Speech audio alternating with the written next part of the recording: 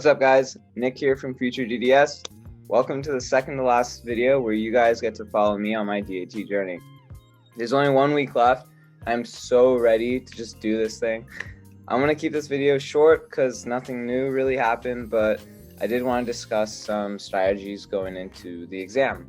So I took 2 practice tests from DAT Bootcamp, and then I took the 2007 official DAT. I scored a 24 and a 25 on the bootcamp test and a 27 on the 2007 DAT.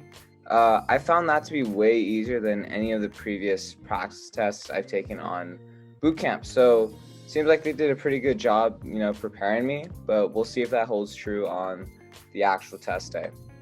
And if you guys wanted to get a discount when purchasing your own DAT bootcamp program, make sure to use the code FutureDDS at checkout. So what I observed this week was that I always seem to perform best on my practice tests about 3 days into my studying. So instead of taking a rest day on the day right before my exam, I'm going to take my rest day about 3 days before it. So second, I'm thinking of utilizing the test drive that's offered by Prometric, which allows you to come into your testing center before your actual test day, just to get a feel for what to expect.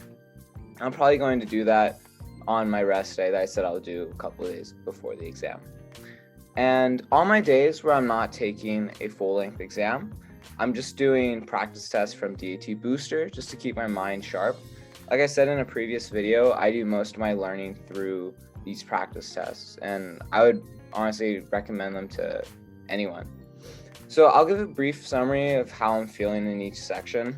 In biology, I'm feeling pretty good actually, and I'm just reviewing any topics I feel weak in, and I'm using DAT Bootcamp's Biology Academy and the Ferrali's notes. So for general chemistry, I'm just going through the question banks and reviewing everything that I marked as learning on bootcamp. One of my favorite features of bootcamp is that they let you tag questions as mastered, reviewing, or learning, which lets you see exactly what topics you want to strengthen. So, and for organic chemistry, it's the same exact method of studying as for general chemistry. So last week I talked about how the organic chemistry section and the reading section specifically were worrying me the most. I noticed that my organic chemistry knowledge got a lot stronger this week, but the reading section is more or less the same for me. In the beginning, I was using the search and destroy method, but that didn't work anymore for me, so I started using the vanilla method, and it's doing basically the same. So I don't feel too strong in this section, so I'm not going to give advice on it. So that would just be like the blind leading the blind.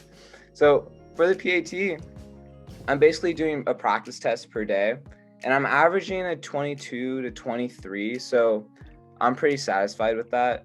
I just don't like studying for it, and I don't expect to get an insane score in that section anyway. So for quantitative reasoning, I'm just using practice tests as my only method of studying. I know all the concepts. It's just a matter of not making dumb mistakes. So I finally get why the word reasoning is in the topic, because it's just a matter of logic. For this final week, I'm going to keep doing what I did, this last week. I'm just going to do practice tests and review all the questions I've gotten wrong. I'm also going to make sure I don't stress, because I think being calm is especially during the actual test is going to be so key. So with that being said, that's going to be the end of my update for this week. Don't forget to hit the like and subscribe button and hit the notification bell if you want to be notified when we upload new content. And if you have any questions for us at FutureDDS, just make sure to DM us on Instagram @_FutureDDS, and we'll try to reply as soon as possible. And we'll see y'all in the next video.